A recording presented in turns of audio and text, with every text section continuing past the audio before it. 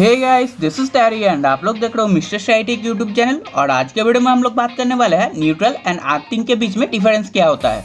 उससे पहले मैं आपको बता दूं, वीडियो एंड तक जरूर देखना और चैनल पे पहली बार आए तो चैनल को कर लेना सब्सक्राइब एंड वीडियो को एक लाइक कर देना। तो चलिए दोस्तों, वीडियो को करते हैं शुरू। So guys, alternating current supply में फेज होता है करंट आने का रास्ता एंड न्यूट्रल होता है करंट जाने का रास्ता। एंड एक ऑल्टरनेटिंग करंट सर्किट के अंदर न्यूट्रल को हमेशा ग्राउंड किया जाता है ताकि न्यूट्रल हमेशा 0 वोल्टेज पर रहे एंड फेज टर्मिनल से करंट निकल के लोड के अंदर से होते हुए ग्राउंड में चला जाता है। एंड अगले ही पल सोर्स अपने पोलैरिटी चेंज करने पर फेज हो जाता है ग्राउंड यानी कि 0 वोल्टेज पे एंड न्यूट्रल हो जाता है नेगेटिव वोल्टेज पर। अब करंट ग्राउंड से नेगेटिव वोल्टेज साइड यानी कि न्यूट्रल की तरफ फ्लो होने लगता है। एंड फेज और न्यूट्रल के बारे में और भी डिटेल्स में जानने के लिए ऊपर इस वीडियो को जरूर चेकआउट कर लेना। एंड ज्यादातर इलेक्ट्रिक अप्लायंस के अंदर फेज और न्यूट्रल के अलावा एक और पॉइंट होता है जो कि होता है अर्थिंग। और अर्थिंग बेसिकली एक तरह का सेफ्टी इक्विपमेंट होता है। एंड न्यूट्रल की तरह अर्थिंग भी करंट जाने का एक रास्ता होता है। एंड न्यूट्रल और अर्थिंग दोनों को ही ग्राउंड किया जाता है ताकि ये दोनों हमेशा 0 वोल्टेज पर रहे। फिर भी इन दोनों के बीच में एक डिफरेंस होता है एंड इस डिफरेंस को समझने के लिए हमारे घर के अंदर करंट सप्लाई कैसे आता है ये समझना होगा।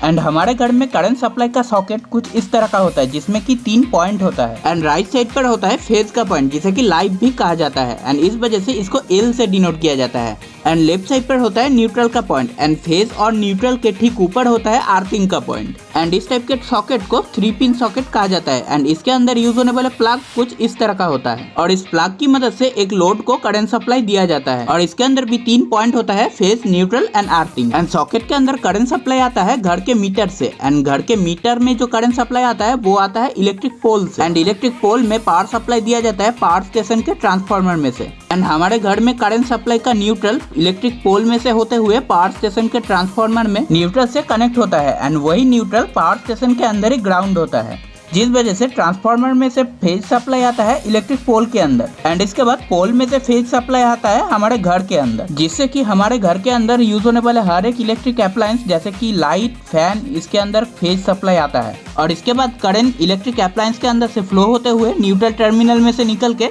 वापस पोल के न्यूट्रल की तरफ जाता है। एंड उसके बाद पोल में से न्यूट्रल सप्लाई जाता है पावर स्टेशन के ट्रांसफार्मर के न्यूट्रल में। एंड ट्रांसफार्मर का न्यूट्रल ग्राउंड होने की वजह से सारा करंट इस न्यूट्रल टर्मिनल के थ्रू जमीन के अंदर चला जाता है। एंड इस तरह से एक ऑल्टरनेटिंग करंट का सर्किट कंप्लीट होता है। और घर के अंदर सॉकेट में जो अर्थिंग का पॉइंट होता है, इस अर्थिंग का कनेक्शन पावर स्टेशन में नहीं होता। इस अर्थिंग पॉइंट को बेसिकली एक कम रेजिस्टेंस वाले कॉपर वायर के थ्रू घर के अंदर ही ग्राउंड किया जाता है। और घर के अंदर अर्थिंग कैसे किया जाता है इसके ऊपर डेडिकेटेड वीडियो आएगा। एंड नॉर्मल सिचुएशन के अंदर इस अर्थिंग वायर से कोई भी करंट फ्लो नहीं करता, इसे सिर्फ सेफ्टी पर्पस में यूज किया जाता है। So guys, earthing safety purpose में कैसे काम करता है वो देखते हैं। एंड मान लेते हैं किसी घर के अंदर एक 2 पिन सॉकेट है जिसमें सिर्फ फेज एंड न्यूट्रल सप्लाई है, किसी भी अर्थिंग का पॉइंट नहीं है। एंड इस सॉकेट में से फेज एंड न्यूट्रल का सप्लाई एक 2 पिन प्लग के थ्रू एक फ्रिज के अंदर आता है, जिससे कि ये फ्रिज एसी करंट के अंदर काम करता है। लेकिन एक्सीडेंटली फ्रिज के अंदर फेज या न्यूट्रल में से किसी भी वायर अगर टूट जाए तो फिर फ्रिज के बॉडी में करंट सप्लाई आ जाएगा। और इस सिचुएशन में कोई भी आदमी अगर इस फ्रिज को टच करता है तो फिर उसको इलेक्ट्रिक शॉक लगेगा, जिसकी वजह से उस आदमी का जान भी जा सकता है।